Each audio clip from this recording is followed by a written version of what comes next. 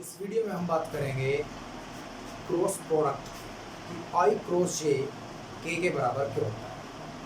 ठीक है जी। सबसे पहले तो मैंने आपको बताया था कि अगर एक वेक्टर ए है और एक वेक्टर बी है, तब अगर दोनों का क्रॉस प्रोडक्ट होगा,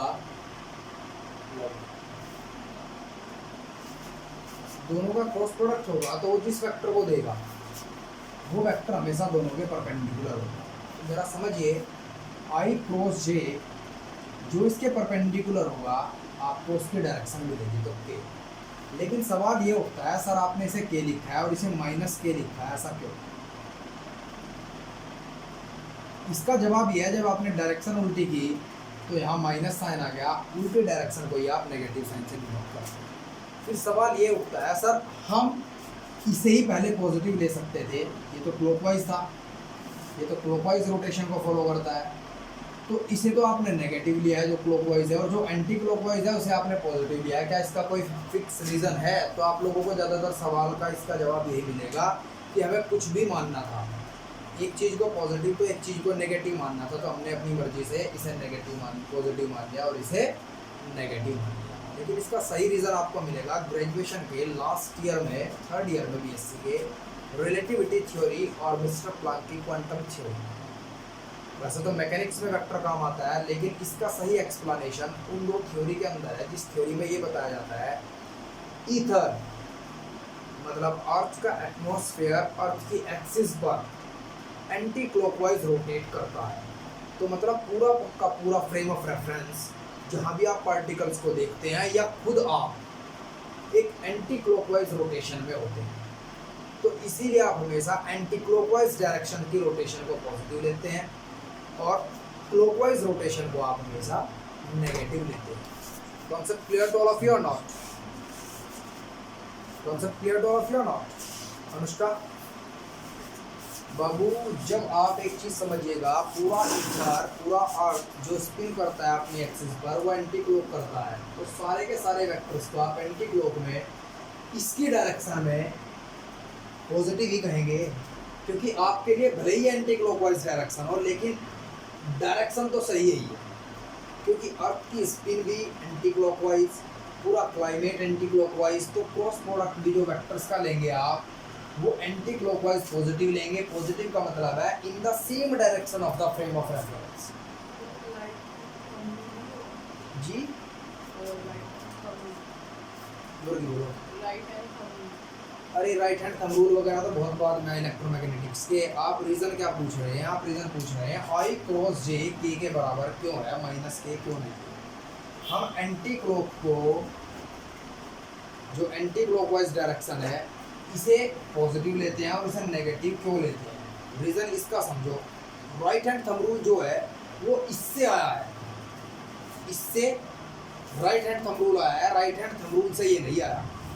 समझ रहे ना मेरी बात? आप कभी भी क्रॉस प्रोडक्ट और डॉट प्रोडक्ट देखेंगे, दोनों में लिखा हुआ है, क्रॉस प्रोडक्ट में लिखा हुआ है कि it follow the right hand thumb rule, तो उसे ओबे इसने किया है। ठीक है जी, मतलब इसके किसी एक कंडीशन पर जाकर के वो नियम सेटिस्फाई है। कॉन्सेप्ट क्लियर जी? तो आप सबसे पहले आप उस चीज को देखो जहाँ से वेक्टर बना। साइंटिस्टों को पहले से ही पता था कि पूरा का पूरा क्लाइमेट एंटी क्लॉकवाइज में रोटेट करता है, तो एंटी क्लॉकवाइज डायरेक्शन में आपने क्या किया, वेक्टर्स के क्रॉस प्रोडक्ट को पॉजिटिव लिया और क्लॉकवाइज डायरेक्शन में उल्टी डायरेक्शन के कारण क्रॉस प्रोडक्ट को आपने नेगेटिव। पहले आप एंटी क्लॉकवाइज को पॉजिटिव लेते हैं, आई क्रॉस जे के और जे क्रॉस के आई और के क्रॉस आई जे। लेकिन जब आप क्लॉकवाइज डायरेक्शन में चलते हैं तो क्या करेंगे, जे क्रॉस आई माइनस के, मतलब आप जो पूरा का पूरा फ्रेम ऑफ रेफरेंस है उसके अपोजिट डायरेक्शन में चल रहे हैं, इसीलिए हम नेगेटिव समझ रहे हैं। Concept clear to all of you? 101%? कोई दिक्कत? चलिए इसके बाद एक जरा क्वेश्चन लिखेगा, find the work done in the Cartesian coordinate. Find the work done in the Cartesian coordinate. देखिए जरा, find the work done in the Cartesian coordinate. आप सबसे पहले एक 3D कंसीडर करेंगे एक एक्स एक्सिस, एक वाई एक्सिस, एक जेड एक्सिस और एक कंसीडर करेंगे आप ओरिजिन।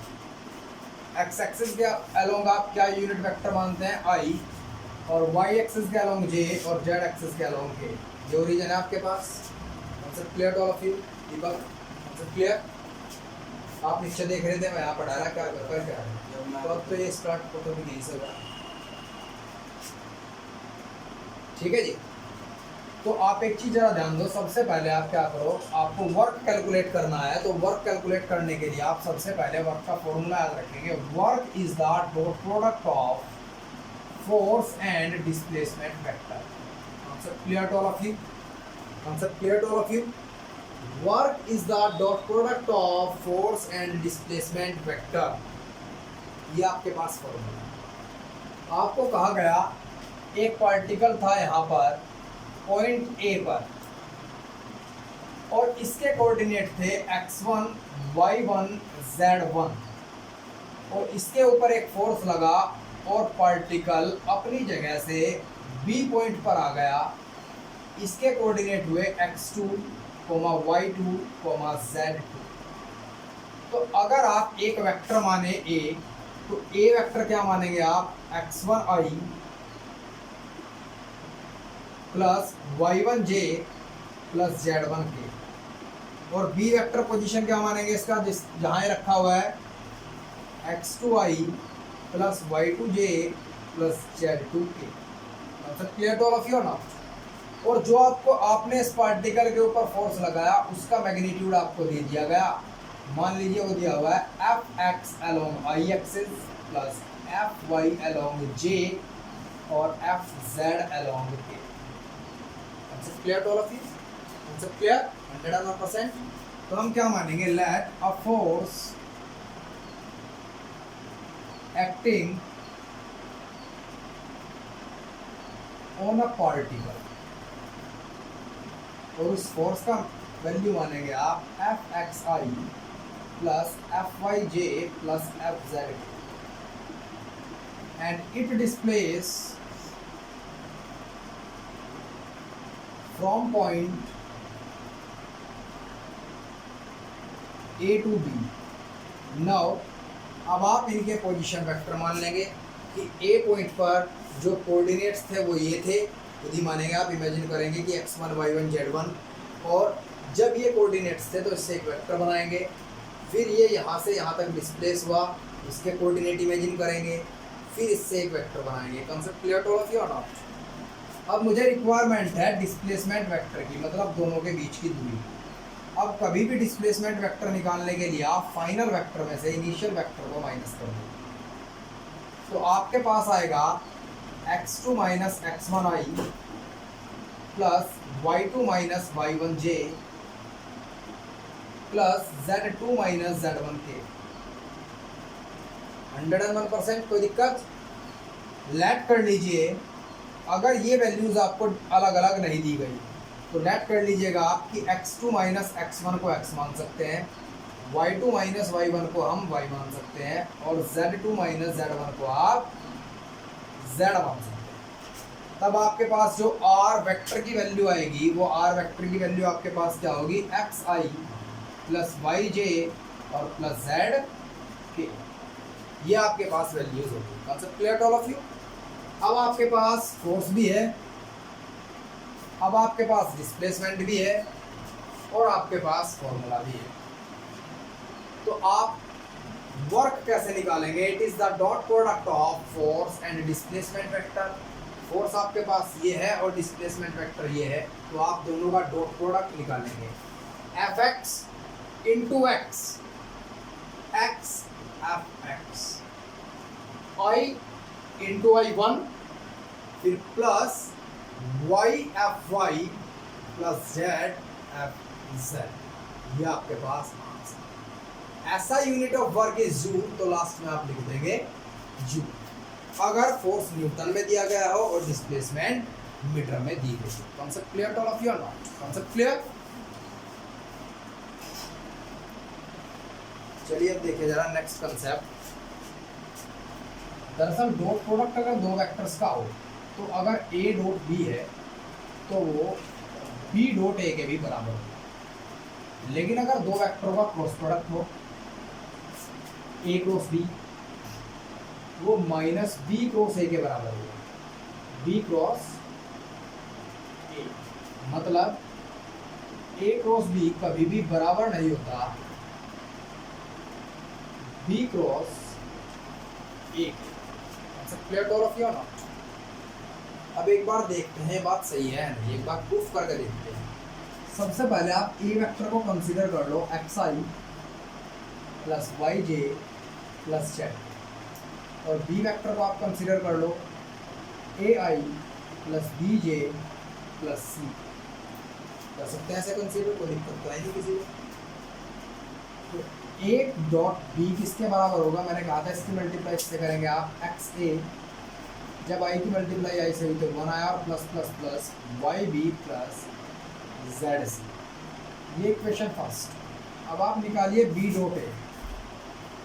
बी डॉट ए क्या होगा? A x plus b y plus c z, और आपको पता है a into b into a के बराबर होता है, तो ये टर्म इसके बराबर होगी, ये टर्म इसके बराबर होगी, ये टर्म इसके बराबर होगी, तो hence b dot a dot b के बराबर होगी। Concept clear to all of you और not? Concept clear to all of you? अब यहाँ ध्यान दीजिए जरा, ए क्रॉस बी निकालिए पहले आप। ए क्रॉस बी, आपने यहाँ वेक्टर ए को पहले लिखा है, तो कंपोनेंट भी आप डिटर्मिनेंट्स लो के अंदर ए के ही लिखेंगे पहले। आई जे के एज इट इज, ए के कंपोनेंट्स लिखे जरा। ए के कंपोनेंट्स क्या है? एक्स वाई जेड, तो x y z. Concept clear? B के कंपोनेंट लिखे जरा ए बी सी। कोई दिक्कत यहाँ तक? अगर ऑनलाइन स्टूडेंट को कोई दिक्कत हो तो आप मेरे व्हाट्सएप नंबर पर अपनी प्रॉब्लम ले सकते हैं। ये नंबर है, इस पे आप मैसेज कर दीजिएगा, मैं आपकी प्रॉब्लम सॉल्व करके आपको सेंड कर दूँगा। तो ए क्रॉस बी निकालिए जरा। सबसे पहले आप क्या लिखेंगे? आई, और आई के नीचे के कंपोनेंट को छोड़ देंगे, इन दोनों की क्रॉस मल्टीप्लाई और इन दोनों की, y c minus z b. Second place में आपको पहली वीडियो में बता चुका हूँ कि माइनस का होता है अकॉर्डिंग टू द कोफैक्टर्स, को माइनस फैक्टर वगैरह। फिर आप ये छोड़ेंगे इसके नीचे के, और इन दोनों की मल्टीप्लाई एक्स सी माइनस जेड, और लास्ट में के इज इक्वल्स टू किसके बराबर आएगा? के फिर से प्लस का है, ए के नीचे का कंपोनेंट छोड़ देंगे आप, इन दोनों की क्रॉस मल्टीप्लाई और इन दोनों की क्रॉस मल्टीप्लाई, मतलब एक्स सी माइनस फाइव। ये आपके पास आया ए क्रॉस बी। अब निकालिए जरा बी क्रॉस ए। आप एज इट इज डिटर्मिनेंट लो को फॉलो करेंगे आई जे के। अब आपने पहले क्या लिखा हुआ है? बी, तो बी के कंपोनेंट्स आप पहले लेंगे ए बी सी, और ए के कंपोनेंट्स आप बाद में लेंगे एक्स वाई जेड। मैं यहाँ सोल्व करूँगा, जरा ध्यान दीजिएगा। बी क्रॉस है। सबसे पहले आई लिखिए आप, और आई के नीचे के कंपोनेंट्स को छोड़ दीजिए, इन दोनों की क्रॉस मल्टीप्लाई और इन दोनों। तो यहाँ से आपके पास बी जेड माइनस सी वाई, फिर सेकंड प्लेस माइनस का, फिर आप जे के नीचे के छोड़ दीजिएगा, इन दोनों की मल्टीप्लाई ए जेड माइनस सी एक्स, फिर आप के लिखेंगे और के नीचे के कंपोनेंट्स को छोड़ देंगे, ए वाई माइनस बी एक्स। अब बच्चे ज़रा ध्यान दीजिएगा, यहाँ वाई सी पॉजिटिव है और यहाँ वाई सी नेगेटिव है, यहाँ एक्स सी पॉजिटिव है और यहाँ एक्स सी नेगेटिव है। तो हैंस प्रूव्ड कि ए क्रॉस बी की value minus b cross a के बराबर होगी। जल्दी नोट डाउन, क्विक नोट कर लीजिए।